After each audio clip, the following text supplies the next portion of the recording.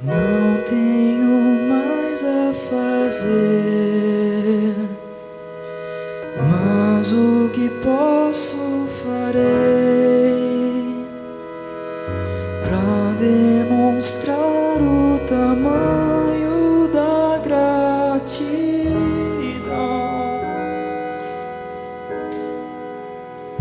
meu Senhor. Meu coração eu te dou, meu Senhor,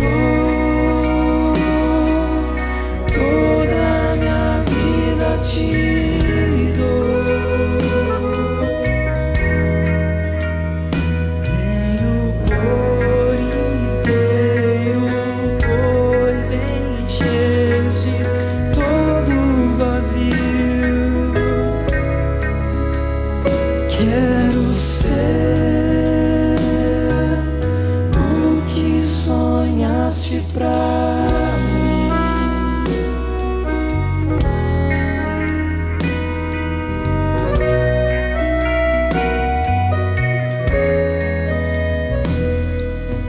Olho pra trás, vejo o quanto eu dependi de ti.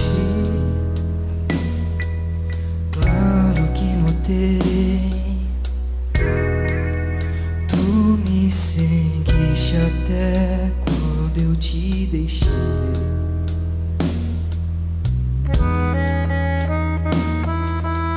Não tenho mais a fazer, mas o que posso farei pra demonstrar o tamanho da imensa gratidão,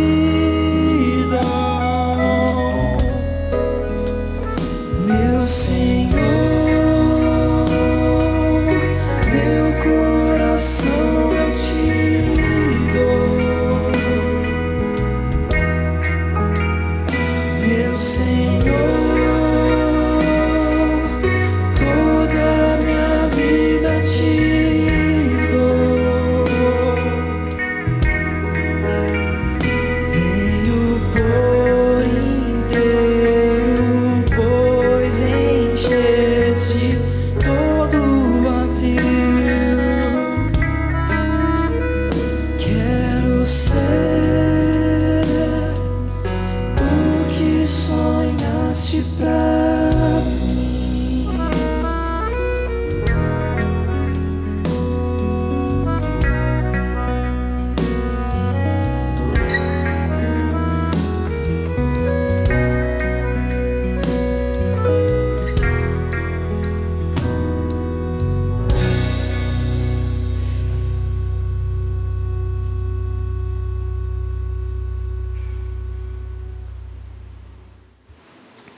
Senhor Deus amado, muito obrigado, Senhor, porque o Senhor nos trouxe até esse lugar.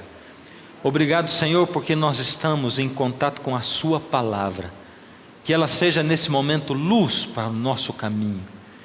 Quantos filhos seus nesse mundo andam sem luz, na escuridão, desesperados? Quantos não têm certeza da vida e não sabem o que acontece após a morte? Quantos, Senhor, desejam saber a verdade a respeito do Senhor e do ser humano? Ó Senhor, enche a nossa alma com o seu poder e a sua misericórdia, hoje, em nome de Jesus, amém. A palavra de Deus começa dizendo para nós em 1 Tessalonicenses 4,16: porquanto o Senhor mesmo, dada a sua palavra de ordem, ouvida a voz do arcanjo e ressoada a trombeta de Deus, descerá dos céus, e os mortos em Cristo ressuscitarão. O Senhor mesmo, dada a sua palavra de ordem. Quem é o Senhor? É o Senhor Jesus. O Senhor Jesus vai descer nas nuvens do céu, como Ele prometeu. Quando Jesus, depois de ressuscitar, andou aqui, a palavra de Deus diz que Ele entrou na cidade e muitos viram ao Senhor Jesus. E ele durante 40 dias andou aqui. Depois de 40 dias ele foi levado ao céu. 2 anjos se aproximaram dos discípulos enquanto Jesus subia nas nuvens e disseram: varões galileus, por que vocês ficam olhando aí para o Senhor? Saibam que assim, do mesmo jeito como Ele está subindo agora, Ele volta, Ele vai descer. Então confiem nisso, porque o Senhor Jesus, que veio e que pagou e que fez a parte mais difícil, morreu por você. Ele está indo, mas Ele vai voltar nas nuvens.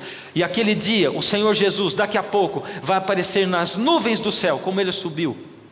Eu não sei que palavras Ele vai dizer. E às vezes eu fico sonhando e pedindo para Deus: Senhor, será que o Senhor não podia me dar um sonho, um vislumbre de que palavras o Senhor Jesus vai escolher para falar quando Ele voltar nas nuvens do céu? Daqui a pouco as pessoas vão se cutucar umas às outras, elas vão mostrar o céu dizendo: que nuvem é aquela? Daquela nuvem estranha. É uma nuvem tamanho da mão de um homem, diz a palavra de Deus. E logo as pessoas vão perceber que aquilo não é nuvem, coisa nenhuma, é o Senhor Jesus voltando nas nuvens dos céus.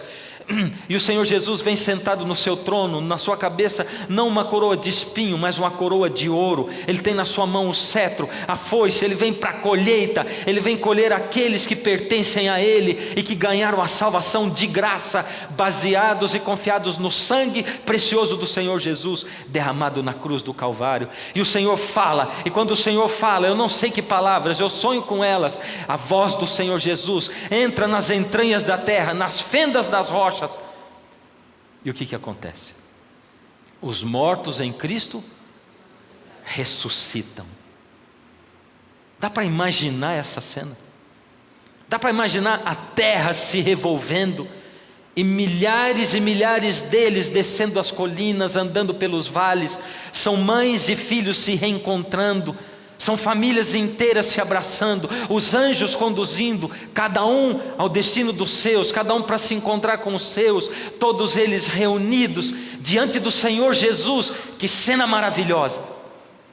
Só que o Senhor Deus declara para nós que quando Jesus voltar e Ele falar, os mortos em Cristo ressuscitarão. Ressurreição, essa é a saída do Senhor Deus para o problema da morte. Não existe outra coisa na Bíblia a não ser uma coisa chamada ressurreição, como ressuscitou o Senhor Jesus, com corpo, carne e ossos e sangue, como antes, sim ou não? Assim, a palavra de Deus nos diz, ela nos diz que o Senhor Jesus ressuscitou corporeamente. Tanto Ele ressuscitou corporeamente, que quando Ele se apresentou para os discípulos, eles não acreditaram. Tomé não acreditou e pediu para o Senhor: Senhor, deixa eu tocar no Senhor. Então toca, Tomé, toca nas minhas feridas. E um espírito não tem ferida e não tem corpo, e Tomé tocou na ferida. Mesmo assim ainda não acreditaram. E Jesus diz: vocês querem ver como eu sou mesmo de carne e osso? Me traz aí alguma coisa para eu comer. Eles trouxeram um peixe e Jesus comeu o peixe para provar para eles que Ele havia ressuscitado. A ressurreição, ela é a saída para tudo. Para que ressurreição? Quando a pessoa morre, o corpo fica na terra e o espírito vai para Deus. Certo ou errado? Certo ou errado? Tem certeza? Eu gosto de perguntar: tem certeza? Porque quando eu pergunto tem certeza, já começa a ter dúvida no meio do povo. Quando a pessoa morre, o corpo vai para a terra e o espírito vai para Deus. Certo ou errado? Hoje você está com certeza quanto a isso. E se o corpo vai para a terra e o espírito vai para Deus, para que ressurreição? Para quê? Quando a pessoa morre, o espírito vai para Deus e a pessoa já está lá no céu, vivendo com Deus. E quando a pessoa morre, o pai diz para o filhinho: a mamãe morreu, mas ela está lá no céu com Jesus. Para que ela vai? Como é que essa pessoa vai voltar a tomar posse do corpo de novo? É isso que acontece? O que acontece? E é isso que nós vamos começar a ver hoje: como Deus criou o ser humano. E de novo a resposta de tudo que a gente pergunta começa a estar sempre, nós temos que começar por onde? Qual o meu livro predileto da Bíblia? Gênesis. E a resposta começa lá no Gênesis. E formou Deus, o Senhor Deus, o homem do pó da terra, e soprou-lhe nas narinas o fôlego da vida, e o homem passou a ser alma vivente. Olha só como é que Deus fez. O que é alma?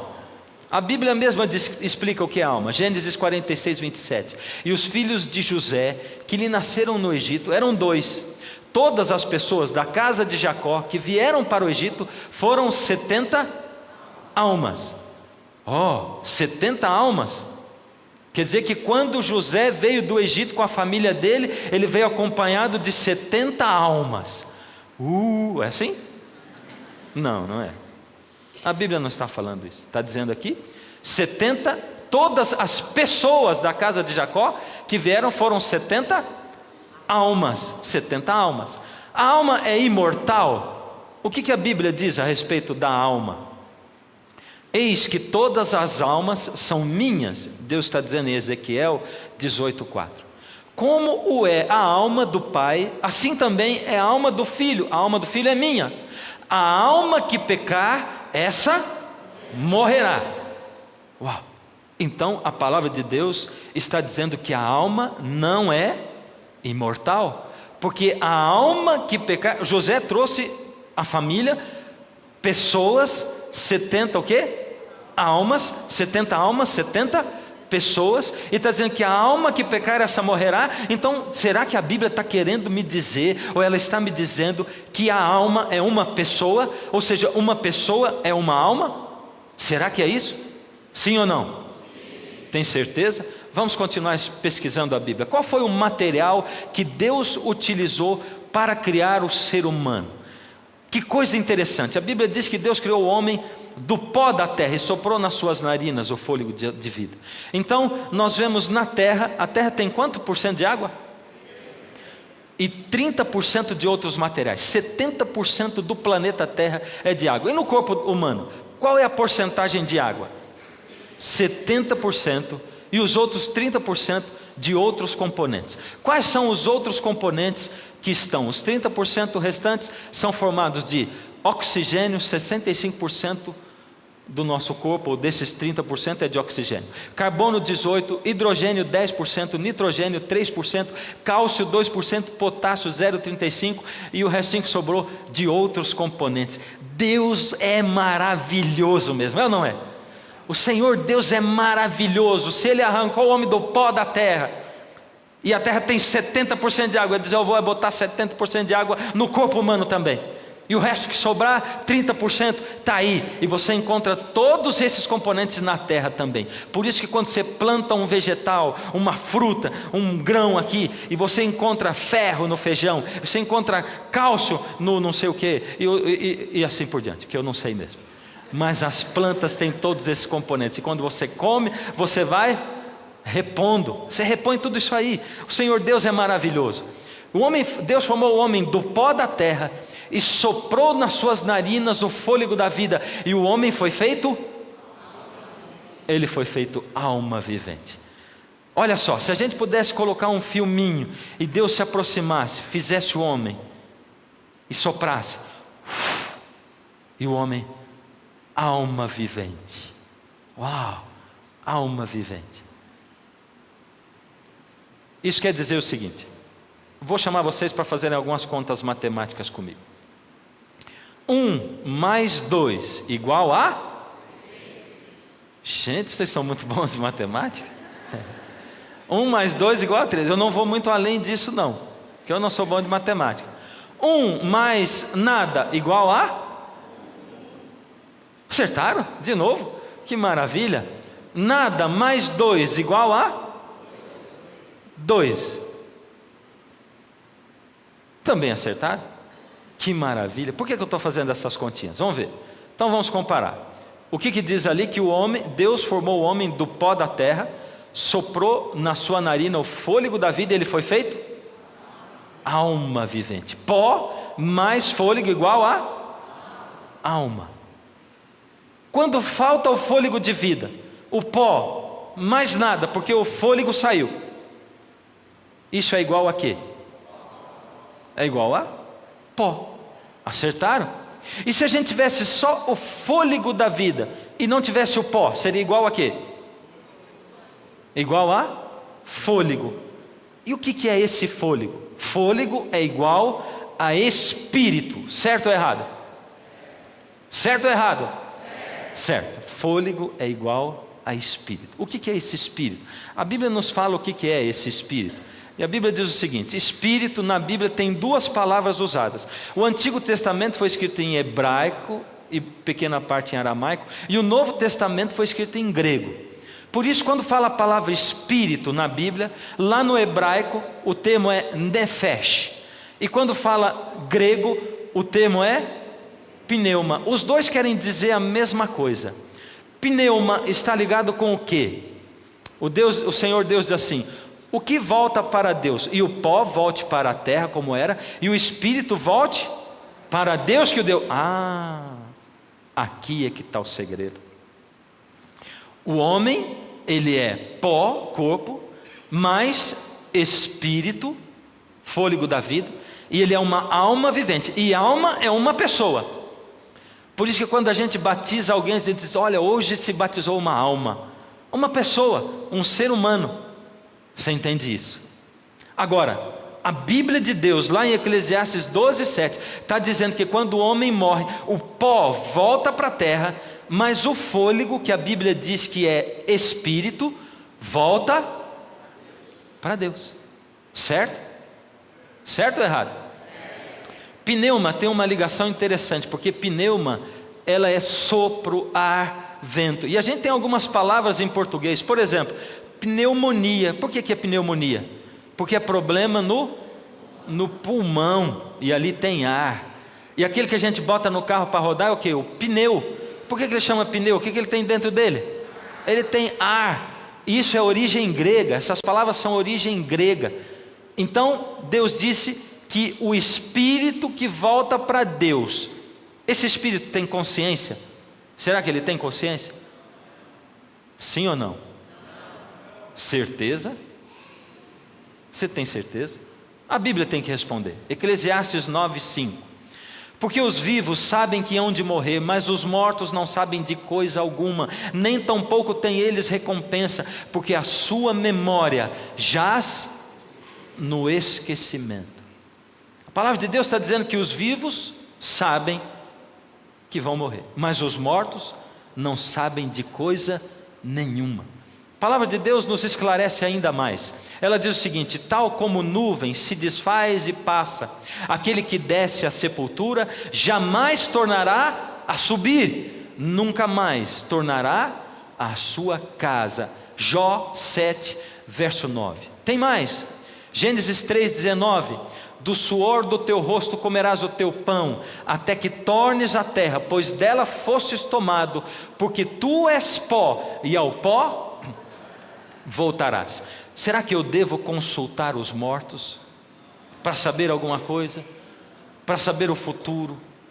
Será que eu posso consultar os mortos para eu falar com um filho meu que já morreu, para saber como é que ele está lá no futuro? O que diz a palavra de Deus? Nem necromante, nem mágico, nem quem consulte os mortos, pois todo aquele que faz tal coisa é abominável ao Senhor, e Deus o lançará fora do seu povo. Por que Deus faz isso? Por que Deus diz que vai lançar fora do povo quem vai consultar os mortos? Por quê? Porque se o espírito é ar, é fôlego, é sopro, e ele não tem consciência, o ato de morrer, ele é o contrário do ato de criar. Se a gente pudesse colocar num filmezinho, Deus chegando, formando o homem, soprando, e o homem vivendo. Voltar esse filme, quando morre, é voltar o filme, é fazer o contrário. É o que? A primeira coisa, quando o homem morre, é o que? Deus absorve o fôlego de novo. Deus tira dele, Deus chupa, Deus suga a capacidade de respirar, o pneuma, o espírito. Toma, você não tem mais capacidade de viver. E o pó volta para a terra. Então quando eu consulto os mortos, quem eu estou consultando? Se isso não tem consciência, se esse fôlego de vida voltou para Deus e ele não pensa, ele não sabe de nada, e se o homem que morreu jamais voltará a ocupar o seu corpo de novo? Por isso o Senhor Deus diz, é abominável. Ele diz mais: o que devemos fazer é consultar a lei e os ensinamentos de Deus. O que os médiuns dizem não tem valor nenhum. E eu quero dizer para você, meu querido irmão espírita, que o meu desejo não é falar contra a espírita. O meu desejo não é contra você, nem contra a instituição a qual você pertence, que dirige instituições de caridade e faz um belo trabalho de caridade. Contudo, eu só estou aqui para falar o que a Bíblia diz. E se a Bíblia diz isso, eu preciso falar de coração o que diz a palavra de Deus. Porque você nunca vai poder olhar para mim e dizer: você tinha um programa na TV, Jesus voltou, e olha só, você não me falou a verdade. Eu tenho que mostrar para você a verdade. E a verdade é dura quando ela vai contra aquilo que a gente acredita. Mas se existe alguém sincero e que procura a verdade, a palavra de Deus diz que a verdade liberta. A verdade liberta. E se você deseja liberdade de verdade, creia na verdade de Deus, a palavra de Deus. É isso que a Bíblia está dizendo. Que disse Deus que aconteceria com o homem se o homem pecasse? No dia em que dela comeres, certamente morrerás. O que Deus disse mesmo? Letras garrafais. Certamente morrerás. Quando? No dia. O que a serpente disse que aconteceria se o homem pecasse? A serpente disse: certamente não morrerás. Leia lá, Gênesis 3:4. Deus disse: certamente morrerás. A serpente disse: certamente não morrerás. Dá para você entender claramente o que a palavra de Deus está dizendo? Que o Senhor Deus está dizendo para você e para mim? Resultado, a palavra de Deus diz: portanto, assim como por um só homem entrou o pecado no mundo, e pelo pecado a morte, assim também a morte passou a todos os homens, porque todos pecaram. A morte passou para quem? Todos os homens. A morte passou a todos os homens. Lázaro é o exemplo disso. Pense bem, quando o Senhor Jesus ressuscitou a Lázaro, Ele esperou 4 dias para ir acudir Lázaro. Ele foi avisado, e ele disse: Lázaro, a doença dele não é para a morte. E os discípulos disseram: puxa, se Jesus está dizendo que não é para a morte, maravilha. Demorou 4 dias, e quando ele chegou lá, o Lázaro estava morto. O que deve ter passado na cabeça dos discípulos, das irmãs de Lázaro? No caminho Jesus tinha dito assim: o nosso amigo Lázaro dorme, mas eu vou para acordá-lo. Jesus comparou a morte com um sono. Ele está dormindo, mas eu vou para acordá-lo. E quando Jesus chegou, fazia 4 dias, para ninguém ter dúvida de que Lázaro estava morto sim, e de que Jesus era capaz de reviver um morto. E por isso ele tinha dito: a doença dele não é para a morte, porque eu sou a vida. E quando Jesus chegou, ressuscitou Lázaro. E você sabe quantos relatos tem na Bíblia dizendo o que Lázaro contou para as pessoas do que existe no outro mundo e no paraíso? Nenhuma. Não tem registro de ele ter falado nada. E eu vou dizer para você, com sinceridade de coração, se eu fosse Lázaro, e eu tivesse ressuscitado, e eu tivesse morrido, e há 4 dias eu estivesse no paraíso com Deus, eu ia ficar muito triste que Jesus tivesse me ressuscitado para me trazer de volta para esse mundo de pecado e de dor. Muito triste com Jesus. Depois de 4 dias no paraíso, Jesus diz assim: Lázaro, sai daí do paraíso e vem para fora. Eu, Lázaro, sou obrigado a vir, sofrer de novo e morrer nesse mundo. Mas o Senhor Deus, o Senhor Jesus, esclarece para nós o que é para nos libertar.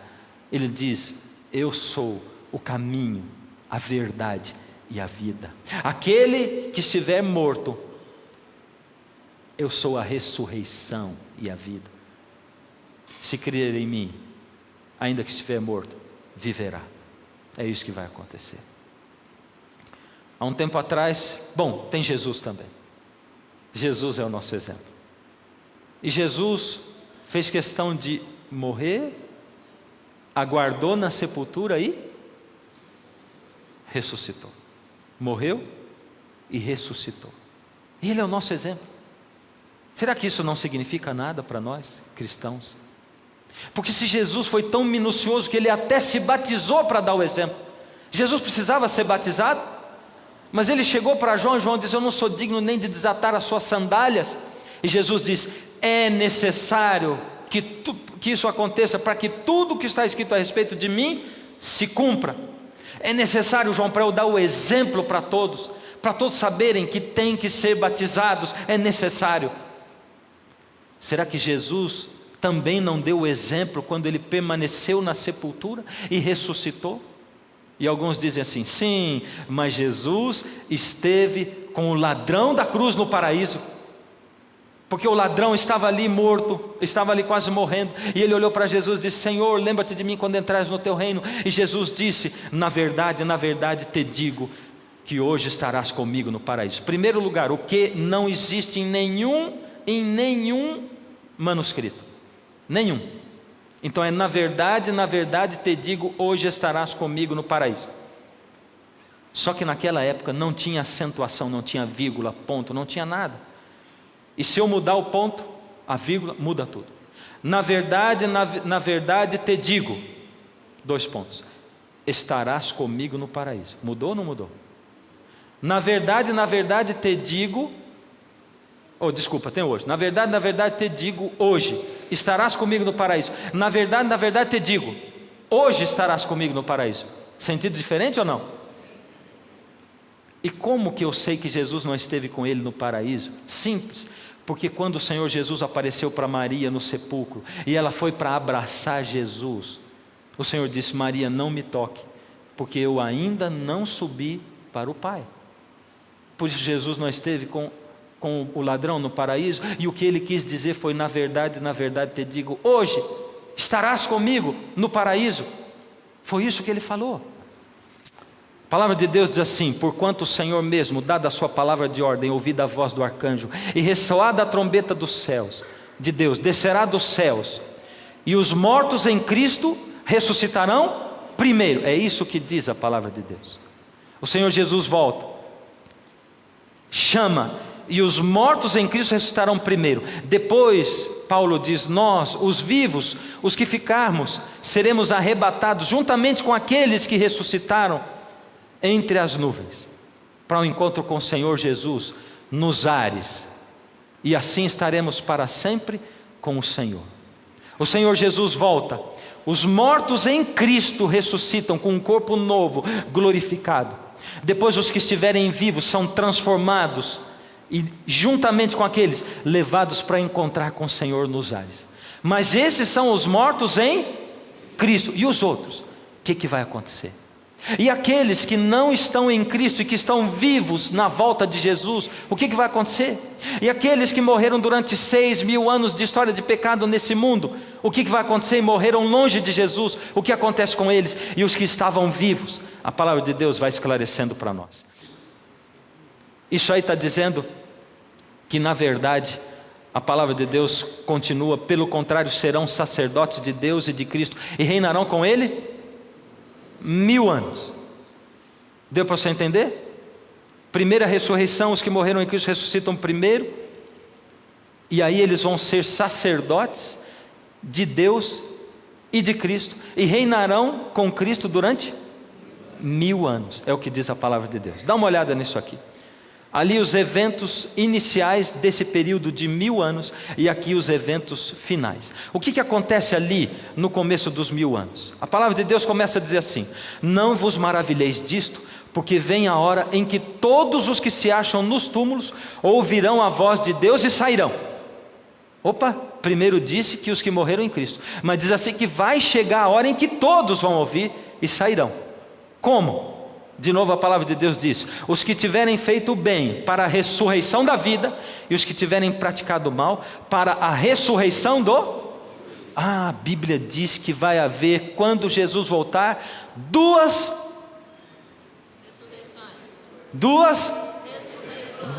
ressurreições: a ressurreição da vida e a ressurreição do juízo, a ressurreição da morte. Ressurreição da vida é uma. A ressurreição da vida acontece quando mesmo? na volta de Jesus, como disse o outro texto. Mas vamos ver, vamos continuar vendo. 2 ressurreições, a da vida e a da condenação. Então será de fato revelado, segundo Tessalonicenses 2:8, o iníquo, a quem o Senhor matará com o sopro de sua boca e destruirá pela manifestação da sua vinda. O Senhor Jesus volta, Ele dá a palavra de ordem. Aqueles que morreram em Cristo ressuscitam, mas o iníquo, aquele que não teve tempo para Jesus, aquele que viveu a sua vida longe de Deus, aquele que nunca lembrou de Deus e que se fixou nessa vida, aquele que praticou a desgraça nesse mundo, os abusos sexuais nesse mundo, os bandidos, os miseráveis, aqueles corruptos que arrancaram o dinheiro e arrancaram a comida da boca do pobre, aqueles que manipularam os resultados, o dinheiro, aqueles que cuidaram de serem poderosos nesse mundo e se descuidaram da vida futura, aqueles que praticaram a desgraça e o mal nesse mundo, o Senhor Jesus vai ter que desfazê-los pelo sopro da sua boca, porque eles se emaranharam demais com o mal, eles se entrelaçaram demais com o pecado, e Deus não suporta o pecado. Ao Deus destruir o pecado, eles vão estar tão entrelaçados com o pecado que serão destruídos junto com o pecado. Será morto o pecado e o pecador serão aniquilados. É isso que vai acontecer. Deus está doido para acabar com a injustiça desse mundo. Deus está doido para acabar com os abusos sexuais desse mundo. Deus está doido para acabar com a miséria, com as guerras, com os desmandos políticos injustos desse mundo. E é dessa maneira que o Senhor Jesus vai fazer, mas Ele não faz nada sem antes avisar para você e para mim. E é por isso que isso está escrito na Bíblia. Deus está dizendo, o Senhor Jesus está dizendo: se prepare, porque eu estou voltando. Lembra das profecias no outro programa? Lembra dos sinais da volta de Jesus? Agora prepare-se, por favor, porque olha, eu estou dizendo para você como é que vai acontecer. É desse jeito. 1000 anos, o milênio começa. O que acontece lá no início dele? Jesus volta. E depois, os justos, vamos ler junto. Depois disso, o que acontece? Os ímpios morrem. Lá embaixo, os vivos, justos, são transformados. E os justos todos, os que estavam vivos e os que estavam mortos, são trasladados para o céu, para encontrar com o Senhor nos ares e para reinar lá com Ele durante 1000 anos. Agora veja, esse outro verso, Apocalipse 20, de 1 a 3, continua descrevendo: então vi descer do céu um anjo, tinha na mão a chave do abismo e uma grande corrente. O que ele fez? Ele segurou o dragão, a antiga serpente. A antiga serpente é quem mesmo? Então quem foi que falou para Eva: certamente não morrerás? Foi o diabo mesmo, foi ele que falou, ele é que estava na serpente. Enquanto Deus disse certamente morrerás, ele dizia certamente não morrerás. Satanás, e o prendeu por 1000 anos, lançou-o no abismo. O anjo veio com a corrente, prendeu Satanás durante 1000 anos e lançou-o no abismo. Como ele foi preso? Como essa corrente? Como que ele ficou lá preso durante 1000 anos? Pensa bem. Vivos, quando Jesus voltar, os justos e aqueles que não aceitaram a justiça de Jesus de graça, pela fé. Os que aceitaram a Jesus, o que acontece com eles? Transformados e levados. Aqueles que não aceitaram, morrem.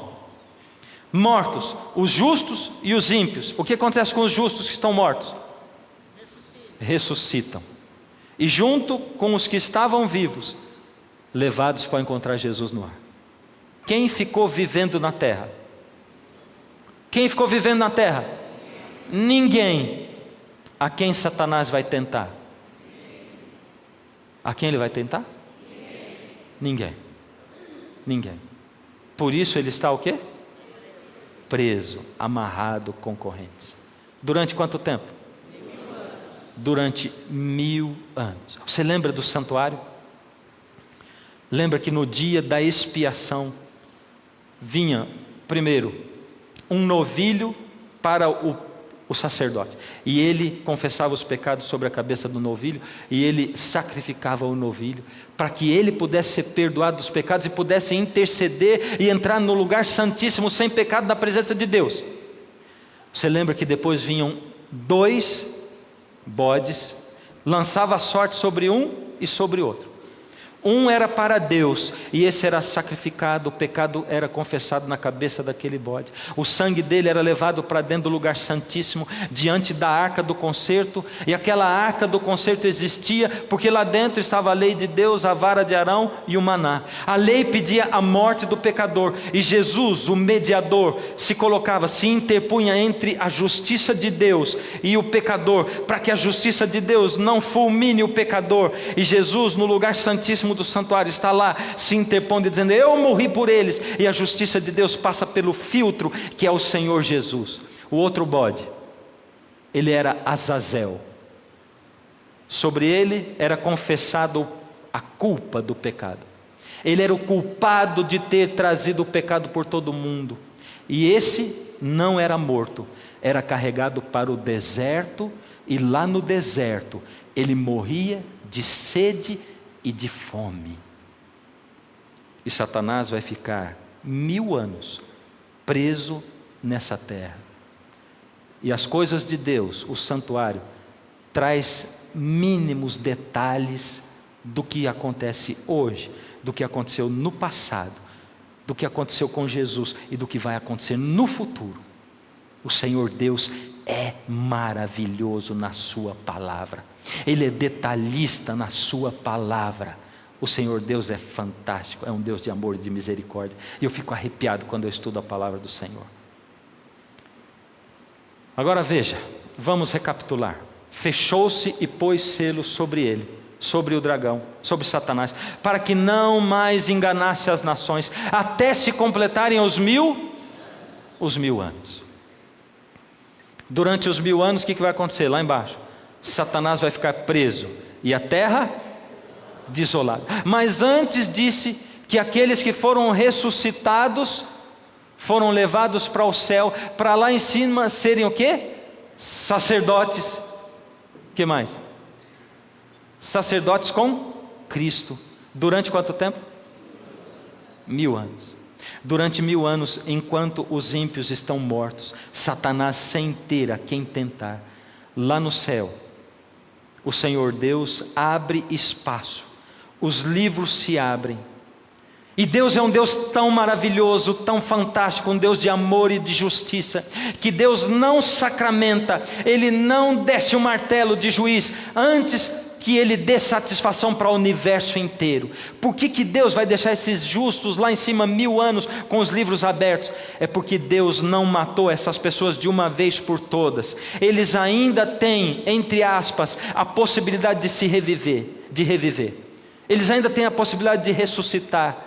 Se Deus vai mostrar a vida de cada um que vivemos nesse mundo durante todos os 6.000 anos de existência da terra.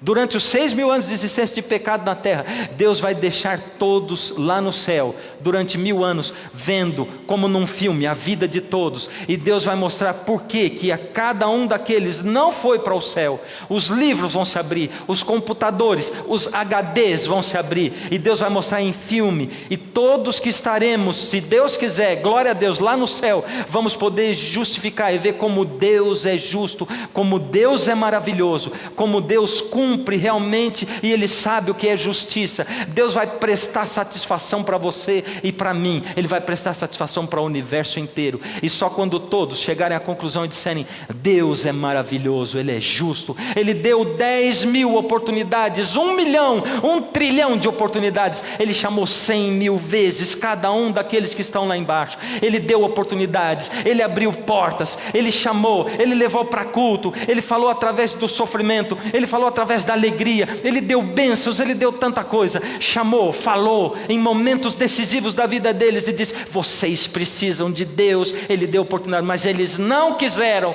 Deus é justo, eles estão lá e eles merecem. O pecado tem que ser destruído, a história do pecado no universo tem que acabar, Durante 1000 anos Deus vai dar satisfação para o universo. Vi também tronos, e nestes sentaram-se aqueles aos quais foi dada a autoridade de julgar, e viveram e reinaram com Cristo durante 1000 anos. Isso está em Apocalipse capítulo 20, verso 4, na sequência do texto. 20, verso 4. É claro, a palavra de Deus é clara, é lúcida como água. Vi também a cidade santa, a nova Jerusalém, que descia do céu, da parte de Deus, ataviada como noiva adornada para o seu esposo. Depois que se completaram os 1000 anos, o que acontece? João vê o quê? A nova Jerusalém descendo do céu, como noiva arrumada para o seu esposo. Quem está lá dentro da cidade? Quem está lá dentro? Os salvos? Quem são os salvos? Quem são os salvos? Ah, se você não desejar isso. E sabe, a gente pensa, o dia que eu comprar a minha casa, o dia que eu comprar o meu carro, o dia que eu me formar, a gente diz, é muito orgulho dizer que eu vou estar entre os salvos. Eu, pela graça de Jesus, porque eu não tenho nada para merecer isso, eu vou estar lá, descendo naquela cidade gloriosa, com o Senhor Jesus, o Cordeiro. É isso que vai estar acontecendo. E esse verso da Bíblia, Apocalipse 20, de 7 a 9, a sequência diz o seguinte: quando, porém, se completarem os 1000 anos, Satanás será solto da sua prisão, e sairá a seduzir as nações que há nos 4 cantos da terra. E diz mais, Gog e Magog, a fim de reuni-los para a peleja. O número desses é como a areia do mar. Marcharam então pela superfície da terra. Quem Satanás vai tentar agora e reunir? Quando a nova Jerusalém desce de novo. A palavra de Deus tinha dito que vai chegar a hora em que todos ouvirão a voz de Deus e ressuscitarão. Um para a ressurreição da vida e outros do juízo. Quando volta a nova Jerusalém, aí está dizendo que vai ter gente na terra depois dos 1000 anos, vão ressuscitar, e o Senhor Deus vai deixar com que eles voltem de novo, para ver a nova Jerusalém chegar. Essa é a segunda ressurreição, e Deus tinha dito, bem-aventurado e santo aquele que tem parte na primeira ressurreição, e diz ali, e sitiaram o acampamento dos santos, e a cidade querida desceu, desceu, porém, fogo do céu e os consumiu. Desceu fogo do céu e os consumiu. Você acha que Deus é um Deus de amor, deixando descer fogo do céu e consumir essas pessoas? É um Deus de amor e de justiça e de bondade? Nós somos reclamões mesmo, né? A gente diz, por que Deus não faz alguma coisa? Deus vai fazer alguma coisa. E Deus está dando oportunidade para você e eu sabermos em que momento nós vivemos. Ele dá oportunidade para sabermos na sua palavra como acontece a vida e a morte e como Ele planejou o nosso futuro. Como Jesus morreu e ressuscitou e pretende ressuscitar a todos nós. O Senhor Deus, Ele quer acabar com o pecado, para acabar a injustiça. Ele não quer que ninguém se peca, senão que todos se arrependam. E Ele está chamando, está falando, o Evangelho está sendo pregado. Ele colocou na sua palavra, Ele está dizendo 1 milhão de oportunidades. Depois de tudo, como se não bastasse, Ele vai levar ainda os salvos para o céu 1000 anos. E vai dizer, olha, eu estou dando satisfação para vocês saberem que eu não consumo tudo, sem que vocês digam, Deus é amor, Ele é justiça, Ele é misericórdia. Esse é o Deus que nós temos. Deus está chamando você, filho, filha, com amor, com misericórdia, com bondade. Deus é tão longânimo. Um pai bonzinho demais, ele perde as rédeas dos filhos. Ele tem que educar. Deus está dizendo, filho, eu estou mostrando o caminho, eu estou gritando para você, por misericórdia, filho, o que você está fazendo da sua vida? Estuda a minha palavra, não se apegue a tradições, não se apegue a religiões. E eu estou dizendo aqui para o povo da minha igreja, os adventistas do sétimo dia, não se apeguem às tradições da igreja adventista, não se apegue à religião dessa igreja, apegue-se à Bíblia. Vai pesquisar a Bíblia para ver se a Bíblia, se o que está sendo ensinado por pastores dessa igreja está de acordo com a Bíblia. E faça isso você, meu querido irmão, de qualquer outra religião, cristã ou não cristã. Vai ser que nem os reis, os magos do Oriente que estudaram a Bíblia e foram visitar Jesus. Eles não eram judeus, mas eles estudavam as escrituras das outras religiões. E eles foram e receberam ao Senhor Jesus, o Salvador desse mundo. Mesmo que você não tenha tanta fé na Bíblia, vai estudar, para depois você pelo menos poder dizer, eu estudei e não acreditei. Mas você por acaso tem medo de ser tocado pela Bíblia? Tem medo de ser tocado pelo Senhor Deus, o Criador desse mundo, o consumador das coisas desse mundo? Você tem medo de se aproximar de Deus e Ele tocar a sua vida e realmente dar sentido a essa vida? Você tem medo? Não tenha medo, porque o Senhor quer restaurar você, Ele quer libertar você, e conhecereis a verdade, e a verdade vos libertará. O Senhor Deus, hoje, está gritando para você e dizendo: filho, filha, eu fui preparar lugar na casa do meu Pai, eu estou voltando. Creia em mim. Não fique perturbado com seu coração, descanse, olhe para os problemas desse mundo e saiba que eu estou com você no vale da sombra da morte. O Senhor Deus é assim maravilhoso. E hoje, eu quero chamar você e dar condições a você, você que nunca veio aqui à frente, você que nunca entregou a vida publicamente ao Senhor Jesus, você que um dia entregou a vida ao Senhor Jesus, mas se afastou dele, o Senhor Jesus vai chamar você para se entregar, para vir aqui. Você que rompeu com ele e precisa agora recomeçar. Você precisa de reavivar, porque reavivamento é coisa de quem está morto, e precisa de um desfibrilador para dar choque no coração, para ver se volta a viver. Deus está precisando dar esse choque no seu coração, em você, para você reviver. Então você sai da onde você está e vem aqui para frente. Eu quero orar com você. Você pode dizer: ah não, meu Deus, eu não tenho coragem para vir aqui. Não precisa coragem, precisa só se colocar nas mãos do Senhor, se lançar nas mãos dEle, e Ele traz você para cá. O Espírito de Deus vai tocar o seu coração. Mas eu já vou te dizer, você saindo daí e vindo para cá, é compromisso com Jesus. Jesus não fica com ninguém, Jesus namora. E Ele está chamando você para namorar com Ele. Ele quer compromisso de verdade com você. Enquanto a música toca, o Espírito de Deus toca o seu coração. Esta pode ser a sua última chance. Você já viu isso em algum lugar?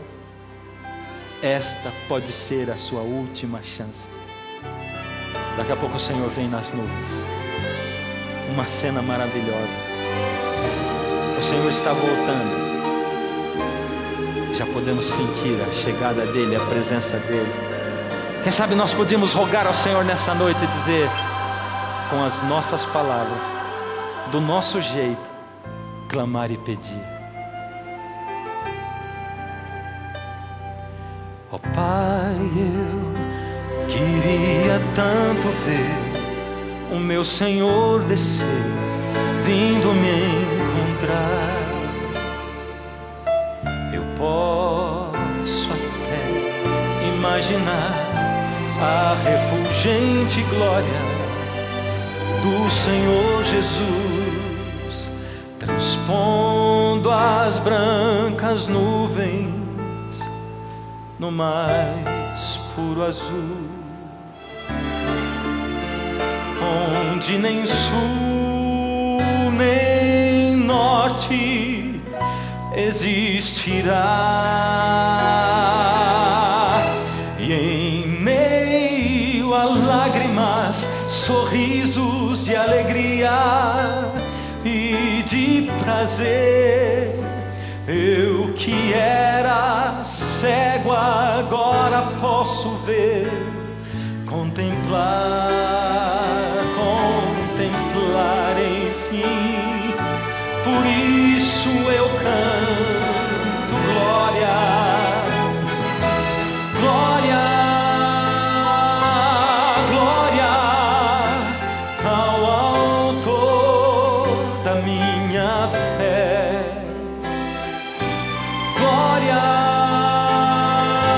glória ao Autor da minha fé. Ainda dá tempo de você vir. Jesus está chamando você. Se tem uma luta aí dentro do seu coração, é você quem diz quem vai vencer. Vem. Poucos passos levam você para a vida eterna. Pai, eu queria tanto ouvir o som que vai abrir o encontro triunfal, rever amigos que um dia em Cristo foram feitos meus irmãos, e agora sim podemos dar as mãos, pois temos todos somente um só Senhor.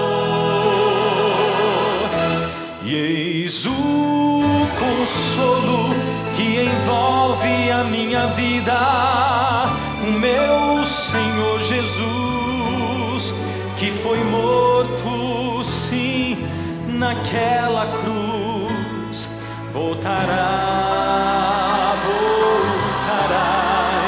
enfim. Por isso eu canto glória, glória,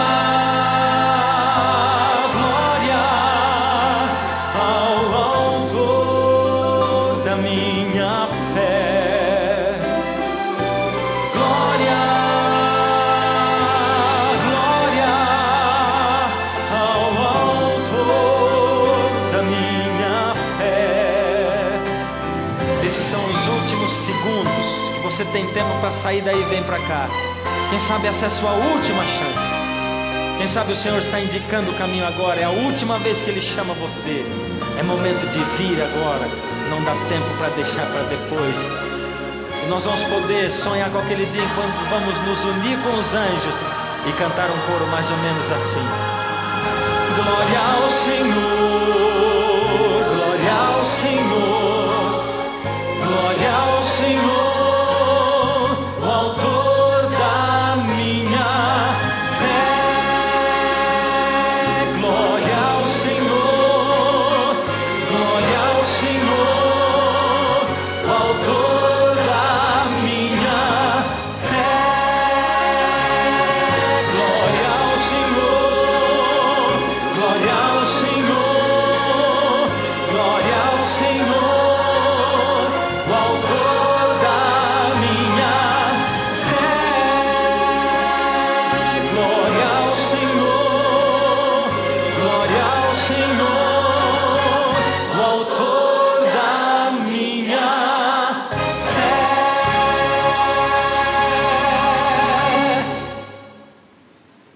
Será que ainda tem alguém que deseja vir? Alguém? Uma pessoa? Será? Será que você ainda está precisando aceitar Jesus? Esse é o último momento. Quando ela chegar na frente, eu tenho que orar. Por isso você tem tempo enquanto ela não chegou aqui. É hora agora. É o momento. Amém.